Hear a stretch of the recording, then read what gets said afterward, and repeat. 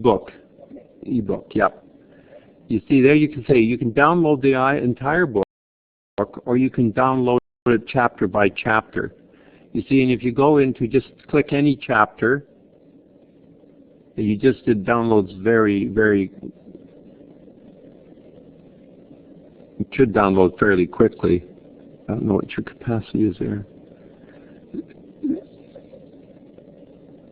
Yeah, just do one chapter. It should emerge fairly quickly, and then you can just send it to your, you send it to your printer.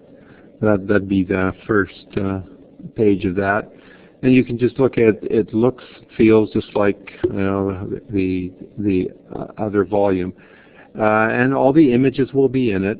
Now, if you then go back and you go to the interviews, if you want. If you're using it in a classroom, which this book will end up, I know it will, you might want to then go to the video, because you might want to interview with the various people. And so you've got, under the video, you've got the various elements in that video. And so any of those are useful, and also by some of the First Nations people at the site also are involved in that. And the reason we did this is so that if you are teaching in a classroom, rather than having a book without personality, without soul, you can actually meet the author. You can actually have the author tell you, like, my central thesis of my book is, that's what I was hoping, and then you can debate it. I mean, some authors don't know what the central thesis of their book is. It takes other people to figure it out. These things happen. So again, we're trying to put a personality, we're trying to make the books more accessible, we're trying to be very transparent in how we do it. So it's just a different way. So I would argue that if you pay for the print book, you're getting less of a great deal than if you're using the ebook with all the bells and whistles and the trailers and the electronic stuff on it. And again, this is all Creative Commons copyright. And it is more expensive to produce a book with bells and the podcast bells and whistles, but we're trying to include that in our funding.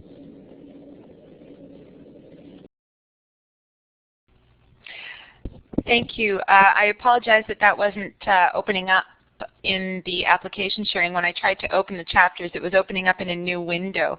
However, when I had opened up the website, I did it as a web tour so that the participants could click through and look at things on their own without having to follow me. So hopefully that worked out for everybody, and I'll keep that open for another moment. And before we run out of time here, I would like to thank Dr. Panekuk for the presentation and the talk today. It was very, very informative, and we really appreciate you giving up your time to join us here in Open Access Week. So thank you for that, and thank you to the participants who have joined us from all over the world today. It's wonderful to see here in the Illuminate sessions how many people we can accommodate from across the globe. And as I mentioned earlier, we have a couple of people that we drew names for Open Access t-shirt. And the winners today are Maureen A. from UNBC and Heejin Kang, who I know has been here at all 3 presentations so far this week, so I'm glad your efforts have been rewarded, Heejin, and I hope you will continue to keep coming this week. Now, I believe Tony will put his email address in the text box, and if you could email him your address, he will send you those t-shirts. There it is there. Okay, thank you. And finally, I'm going to just close the web tour and put up the slide announcing,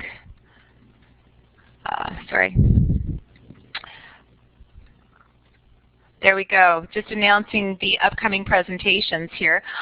Tomorrow we have Tony and Steve Schaefer and Colin Elliott returning, and they're going to be talking about AU Space and Open Access Archives. And on Friday, we have Dr. Rory McGreal here talking about open educational resources. So we really hope that everyone can join us again for those presentations. And as I mentioned previously, all of the recordings for the presentations this week will be available at the Open Access website under, oh, I always forget what it is now. It's under Archived Webcasts in the bottom left corner of the website. So you can retrieve those there. And once again, thank you, Dr. Pannecook. And I don't know if there's any other questions, but we'll keep the room open for a moment.